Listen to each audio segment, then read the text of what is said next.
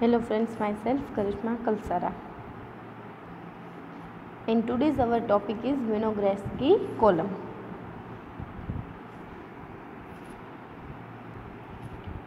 We studied in above video the method of studying soil microflora. In this method we have studied about two methods. First is direct microscopic method, agar plate technique, enriched culture technique and buride slide method. These are we studied in above video. In this video we studied about the Vygotsky column, studying in studying microbial diversity in soil. એનો use જોવાનો છે આપણે. This is the Vygotsky column. The Russian microbiologist Sergei Vygotsky first developed a simple technique to demonstrate microbial community and their interaction. કે આપણે જોયું હતું Sergei વિનોગ્રેસ્કી કે જેને વિનોગ્રેસ્કી કોલમ આપી. શું કામ? તો કે demonstrate microbial communities and their interaction, એના સ્ટડીઝ માટેની ટેકનિક આપી હતી. This is the Winogradsky column. આપણે જોયું હતું ઇન ડિટેલમાં. આપણે આજના વિડીયોમાં જોશું. A Vygotsky column consists of a core soil sample placed in a glass cylinder among with the cellulosic waste and overlaid with the saline water of fresh water. એટલે કે આપણે એક સિલિન્ડર લેવાનું છે, એમાં આપણે એડ કરશું Vygotsky column. તમે એફઆઈમાં કરી ચૂક્યા છો કે consist of core soil sample. First આપણે એડ કરશું soil sample in glass cylinder along with cellulosic waste, then cellulosic waste overlaid with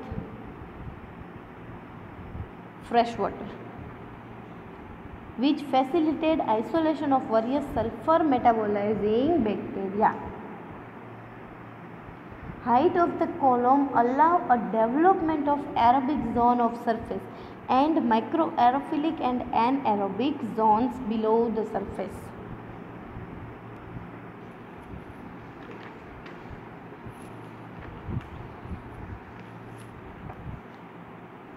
Height of the column allow development of aerobic zone at the surface and microaerophilic zones below the surface. એટલે કે surface પર એરોબિલિક zone છે કે જ્યાં aerobic organisms grow થશે, સરફેસની નીચે microaerophilic zone હશે. The column is expose to the light so various photosynthetic population develop. સાથે સાથે એમાં લાઇટ મળે છે એટલે ફોટોસિન્થેટિક ઓર્ગેનિઝમ્સ પણ એમાં ગ્રો થશે.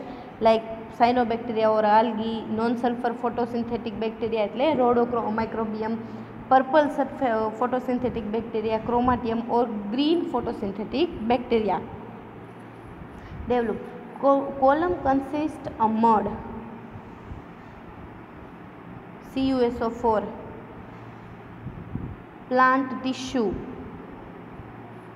is the source of carbohydrate and water. એટલે કે મડ છે, CuSO4 છે, પ્લાન્ટ ટિશ્યુઝ એટલે કે કાર્બોહાઈડ્રેટ આપણે જેમાં ઘાસ ને એવું બધું ભરીએ છીએ, and water. It is expose to day light and incubator RT. તમારે એને ડે લાઇટથી એક્સપોઝ કરવાનું છે અને RTએ મૂકી રાખવાનું છે. એટલે કઈ રીતે? લાસ્ટમાં mud mix with the sulphate and carbonate salt and cellulose or amine, એની ઉપર બનશે anaerobic zone. More anaerobic zone છે, less aerobic and more aerobic zone, microaerophilic zone and aerobic zone. જે એરોબિક ઝોન છે ત્યાં organisms જોવા મળશે, cyanobacteria and algae. Then less anaerobic ઝોનમાં non sulphur photosynthetic bacteria and purple photosynthetic bacteria and green photosynthetic bacteria જે more anaerobic છે. Now we study microbial event can be summarized as the follow.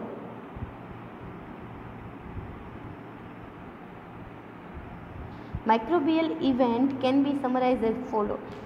Eventually, a variety of heterotrophic microorganisms present in the soil oxide various substrate, depleting the oxygen supply and creating anaerobic condition. શું કરે છે? તો કે હિટ્રોટ્રોફિક micro organism જે સોઇલ્સના present હશે અને જે બીજા સબસ્ટ્રેટ સાથે બાઇન્ડ થઈને ઓક્સાઇડ બનાવી દેશે અને ઓક્સિજનનું લેવલ ડિક્રીઝ કરી દેશે.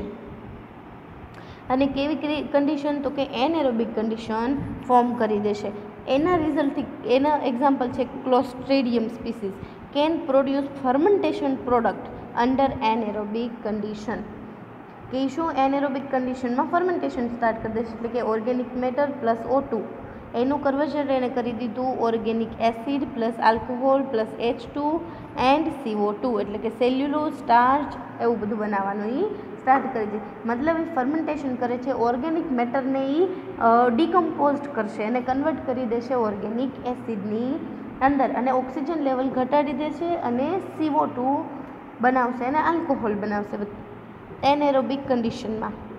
Second, organic acids such as organic acids act as a electron donor.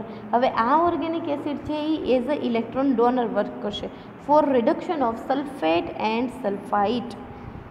શું કરશે? તો કે ઇલેક્ટ્રોન ડોનર તરીકે વર્ક કરશે ઓર્ગેનિક એસિડ અને રિડક્શન કરી દેશે કોનું? તો કે સલ્ફેટ અને સલ્ફાઇટનું. શેમાં? તો કે H2Sમાં. ઓર્ગેનિક એસિડ છે એ as a electron donor work કરશે અને સલ્ફાઇટ અને સલ્ફેટનું રિડક્શન કરાવીને H2Sમાં કન્વર્ટ કરી દેશે by anaerobic sulphur reducing bacteria. જે H2Sમાં કન્વર્ટ કોણ કરશે? તો કે સલ્ફર રિડ્યુસિંગ બેક્ટેરિયા સલ્ફોટોમેકોલમ. Organic acid plus sulfate convert into H2S plus CO2. Now, photosynthetic microorganisms such as purple and green sulfur bacteria. Example છે ના ક્રોમેટિયમ એન્ડ ક્લોરોબિયમ યુઝ H2S. હવે આ H2S જે સલ્ફર રિડ્યુસિંગ બેક્ટેરિયાએ બનાવેલો હતો એને યુઝ કરશે as a electron donor to reduce CO2. એટલે કે આ H2Sની as a electron donor use કરશે અને CO2નું લેવલ રિડ્યુસ કરશે. CO2 plus H2S convert into CH2O plus S. The purple sulfur bacteria are more tolerant to sulfide than the purine sulfur bacteria. એટલે કે પર્પલ સલ્ફર બેક્ટેરિયા છે એ વધારે સારી રીતે સલ્ફાઇડને ટોલરેટ કરી શકે છે ગ્રીન સલ્ફર બેક્ટેરિયા કરતાં.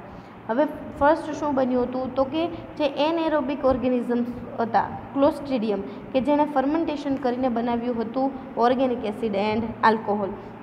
હવે શું થયું સેકન્ડમાં? તો કે આ ઓર્ગેનિક એસિડનું as a electron donor use કર્યા કોણે? તો કે સલ્ફર રિડ્યુસિંગ બેક્ટેરિયાએ અને કન્વર્ઝન કરી દીધું એનું H2Sમાં. આ સેકન્ડ પ્રોસેસ હતી. હવે થર્ડ પ્રોસેસ તો કે આ H2Sને as a electron donor use કરશે કોણ? ફોટોસિન્થેટિક માઇક્રો ઓર્ગેનિઝમ અને CO2 લેવલને રિડ્યુસ કરી દે છે, ઘટાડી દે છે.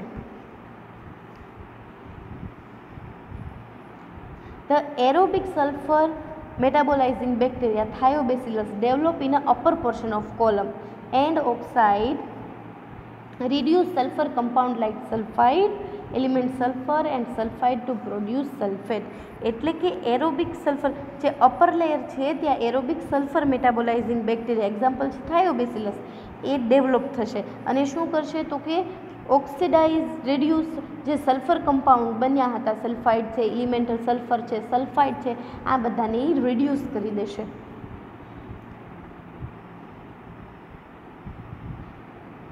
reduce sulfur compound converted into SO4 twice plus illuminated of S એટલે કે FeS, H2SS and SO3.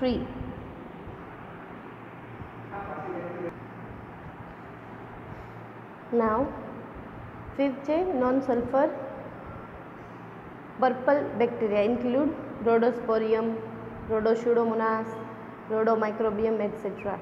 They are a facultative phototropes. They grow aerobically in the dark and anaerobically in the light. એટલે કે ફેકલ્ટેટિવ છે કે બંને કન્ડિશનમાં રહી શકે. Aerobically grow in the dark and anaerobically in the light. They can utilize sulfide to low level. એટલે કે સલ્ફાઇડને યુટિલાઇઝ કરશે એના લો લેવલમાં. They use H2 gas as an electron donor in photosynthesis. CO2 plus H2O in a light condition CH2O plus sulfur free કરે છે. CO2 plus 2H2 dark condition and convert CH2OX plus H2O. This is the all about Vinogradsky method. Main use આનો શું છે તો કે તમે એક સાથે બધી જ કન્ડિશનને એક્ઝામિન કરી શકો છો અને બધા જ ટાઈપના માઇક્રો ઓર્ગેનિઝમ્સ છે એને તમે ગ્રો કરાવી શકો છો અને ફર્ધર તમે એનું ગ્રામ સ્ટેનિંગ કરીને એ ઓર્ગેનિઝમ્સને આઈડેન્ટિફાય પણ કરાવી શકો છો અને કલ્ચર પણ બનાવી શકો છો. This is the main important